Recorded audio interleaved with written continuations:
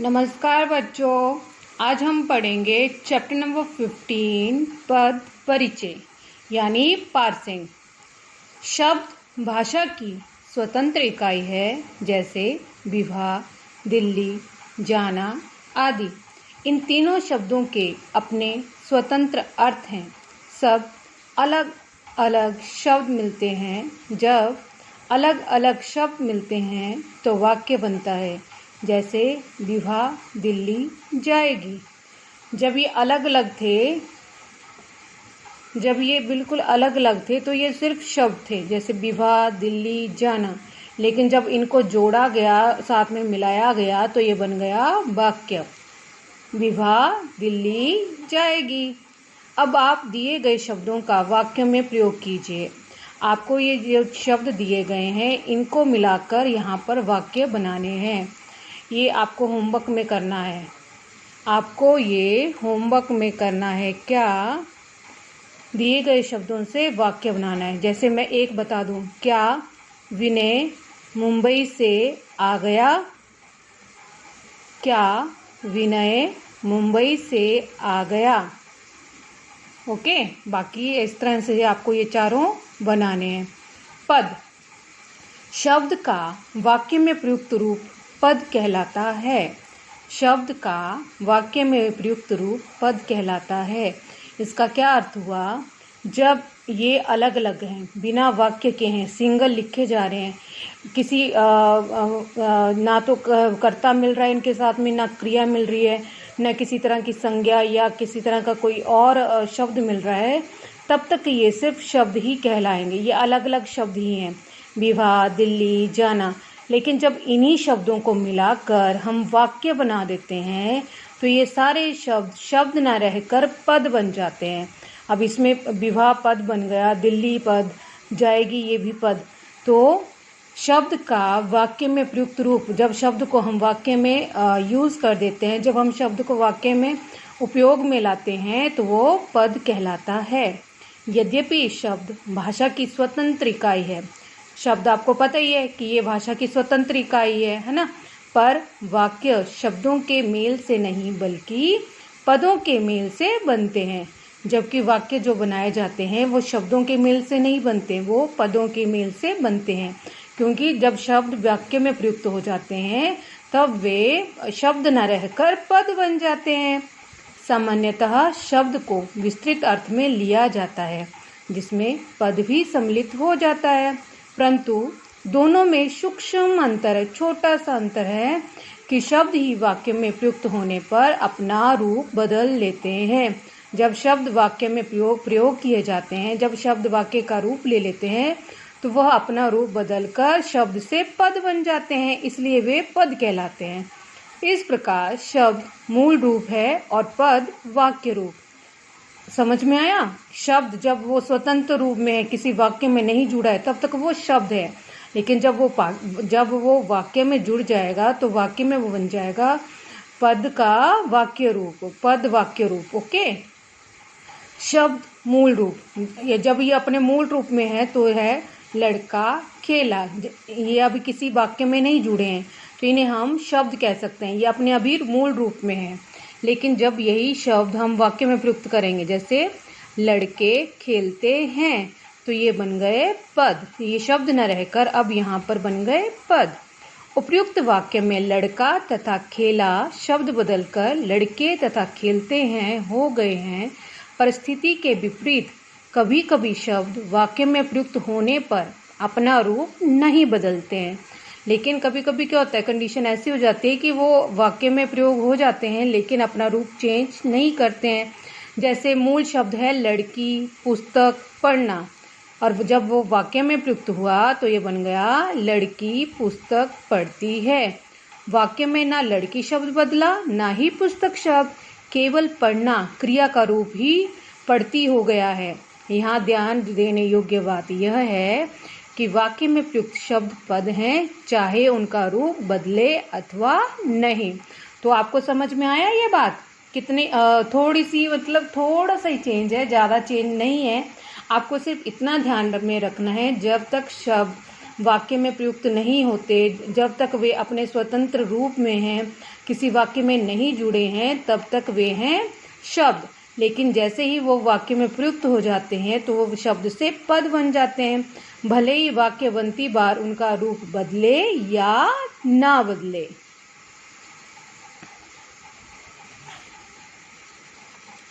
पद परिचय। आपने ऊपर दिए उदाहरणों द्वारा पद व शब्द का अंतर जान लिया। आपको समझ में आ गया कि पद क्या होता है, शब्द क्या होता है। अब देखें कि पद परिचय क्या है। व्याकरणिक दृष्टि से पद की पूरी जानकारी देना ही पद परिचय कहलाता है। ग्रामेटिकल वे में जब हम किसी पद की पूरी जानकारी देते हैं उसे ही कहा जाता है पद परिचय। पद परिचय में पद के भेद, उपभेद, लिंग, वचन, कारक आदि की जानकारी दी जाती है। दी गई तालिका देखिए जरा ध्यान से देखिएगा।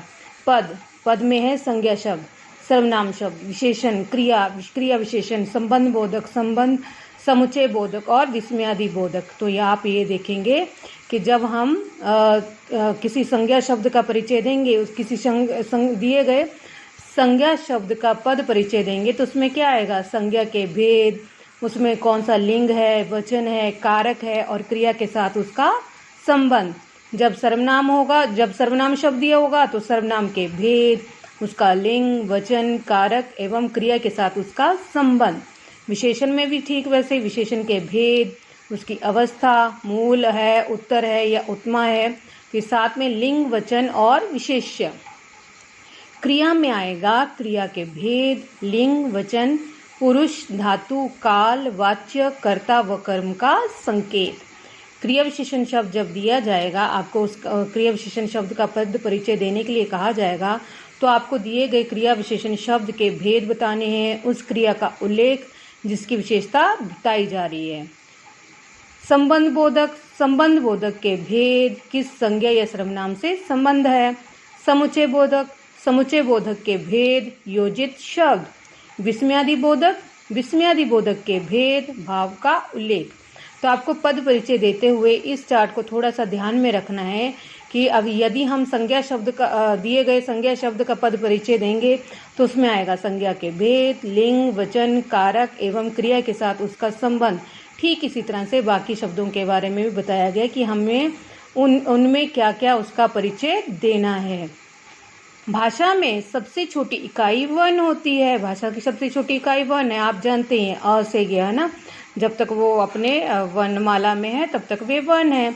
इन्हीं वर्णों के सार्थक संयोजन से शब्द बनते हैं। जब इन्हीं वर्णों को जोड़ा जाता है और उनका एक सार्थक संयोजन किया जाता है, उनको सार्थक रूप में जोड़ा जाता है तो वे बन जाते हैं शब्द। आप जानते ही हैं, जब दो से अधिक वर्ण जुड़कर एक सार्थक संयोजन बनाते हैं तो उन्हें शब्द कहा जाता है, जिनका कोई अर्थ निकले। तथा सार्थक शब्दों में से मिलकर वाक्यों की रचना होती है। जब यही सार्थक शब्द हम जोड़ते हैं तो इनसे बनते हैं वाक्य। यही शब्द वाक्य में प्रयुक्त होने पर पद कहलाते हैं। जैसे हमने अभी जाना कि जब तक वो अलग अलग हैं, वाक्य में प्रयुक्त नहीं है, तब तक वे शब्द हैं, लेकिन जब वही शब्द जुड़कर एक वाक्य बनाते हैं तो वही शब्द बन जाते हैं पद। जिस प्रकार किसी से पहली बार मिलते समय हम अपना नाम, पिता का नाम, घर का पता आदि बताकर अपना परिचय देते हैं, उसी प्रकार भाषा में भी वाक्य में आए शब्दों का पूर्ण व्याकरणिक परिचय देना पद परिचय कहलाता है। समझ में आया? किसी भी शब्द का उसका पूर्ण व्याकरणिक भेद बताना, उसका पूर्ण व्याकरणिक परिचय देना ही पद परिचय कहलाता है।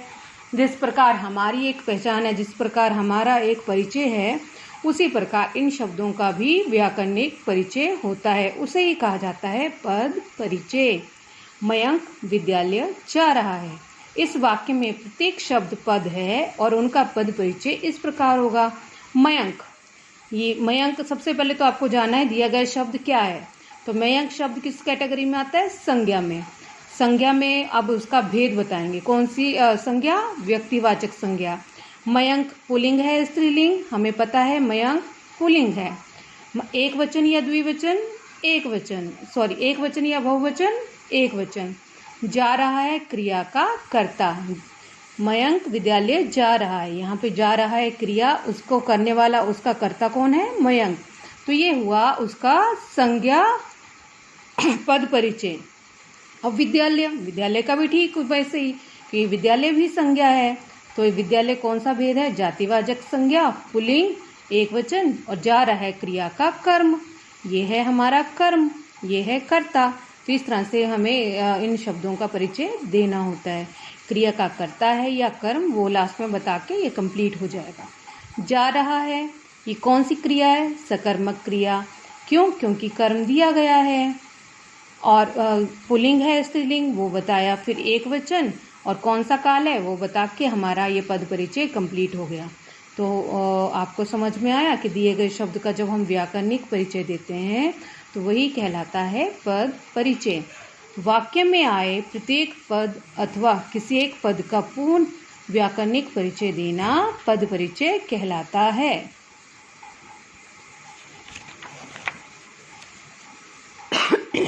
सॉरी। आइए अब कुछ उदाहरणों के द्वारा हम इसे समझें। संज्ञा पद का परिचय। रानी लक्ष्मीबाई झांसी की रानी थी। रानी लक्ष्मीबाई, झांसी और रानी, ये तीनों शब्द हैं संज्ञा शब्द। व्यक्तिवाचक संज्ञा, स्त्रीलिंग, एक वचन। व्यक्तिवाचक संज्ञा, स्त्रीलिंग, एक वचन।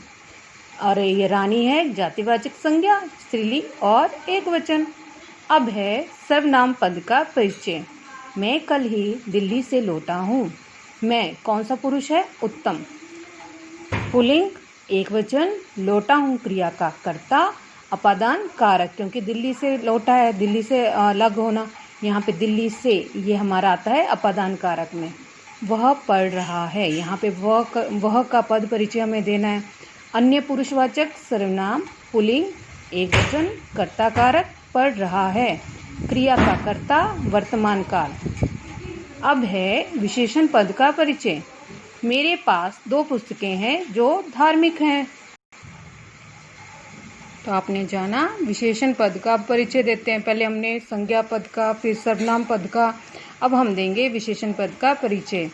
मेरे पास 2 पुस्तकें हैं जो धार्मिक हैं। यहाँ पे 2 और धार्मिक का हमें पद परिचय देना है।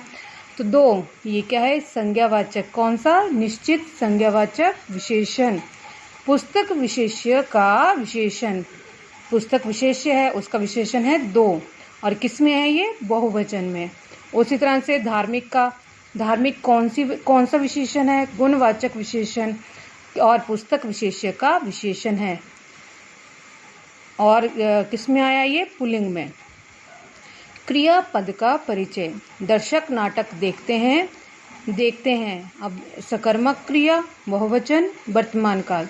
जब हम क्रिया पद का परिचय देते हैं तो बताएंगे अकर्मक है या सकर्मक, साथ में वचन और लास्ट में काल। इतना सा काम है इसमें। क्रिया विशेषण पद का परिचय। कछुआ धीरे धीरे चलता है। अब धीरे धीरे कौन सा क्रिया विशेषण है? हमें पता है ये धीरे धीरे आएगा रीतिवाचक क्रिया विशेषण में। चलता है क्रिया का क्रिया विशेषण, चलता है क्रिया का क्रिया विशेषण। और कौन सी क्रिया है? अकर्मक क्रिया। संबंध बोधक पद का परिचय। मेरे घर के उत्तर में एक नदी है। अब उत्तर शब्द यहाँ पे क्या है? उत्तर शब्द यहाँ पर है दिशा सूचक, जिससे हमें दिशा का पता चल रहा है। तो दिशा सूचक संबंध बोधक अव्यय, घर और पार्क के बीच में ये संबंध बता रहा है। समुच्चय बोधक पद का परिचय। अगर तुम मधुमक्खियों को नहीं छेड़ते तो वह तुम्हें नहीं काटती। यहाँ पे अगर, तो संकेत सूचक समुच्चय बोधक, और इनके द्वारा कुत्ते को छेड़ने और उसके काटने की क्रिया में संबंध स्थापित किया जा रहा है। शुरू में आपको थोड़ी सी प्रॉब्लम आएगी इन्हें करने में, लेकिन मोस्ट ऑफ जो आपको मतलब ये क्वेश्चन करने के लिए आते हैं वो संज्ञा शब्द होते हैं, संज्ञा पद होते हैं, सर्वनाम पद होते हैं, विशेषण पद, और ज़्यादा से ज़्यादा क्रिया पद तक होता है। बाकी क्रिया विशेषण, संबंध बोधक और समुच्चय बोधक, ये आपको थोड़ा सा समझने की ज़रूरत पड़ेगी। और ये सब एक जैसे ही हैं लगभग, है ना। थोड़ी सी प्रैक्टिस करेंगे और आपको एकदम से समझ में आ जाएगा। अब है विस्मयादि बोधक पद का परिचय। मेरे सिर में दर्द है। आह विस्मयादिबोधक अव्यय, और ये किसका सूचक है? पीड़ा सूचक। अगर यहाँ पे बोलते वह, तो वह होता है, पहले तो ये लिख देंगे हम विस्मयादिबोधक अव्यय है, और वह किसका सूचक है? हर्ष सूचक।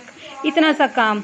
हिंदी भाषा में बहुत से ऐसे शब्द हैं जिनका कहीं पर संज्ञा के रूप में प्रयोग होता है तो कहीं पर विशेषण, सर्वनाम अथवा क्रिया के रूप में। अर्थ प्रयोग एवं परिस्थिति के अनुसार ऐसे शब्दों का पद परिचय दिया जाता है। तो कुछ उदाहरण देखते हैं। जैसे हम अच्छा संज्ञा के रूप में, विशेषण के रूप में, क्रिया विशेषण के रूप में, या विस्मयादिबोधक के रूप में। तो अच्छे सदैव पूजनीय होते हैं। यहाँ पे अच्छे शब्द बन गया संज्ञा। वह अच्छा गायक है, यहाँ अच्छा बन गया विशेषण। रवीना भाषण प्रतियोगिता में अच्छा बोली, यहाँ पे अच्छा बन गई हमारी क्रिया विशेषण। विस्मयादिबोधक, अच्छा हम मैच जीत गए, अब यहाँ यहीं पे बन गया अच्छा शब्द विस्मयादिबोधक।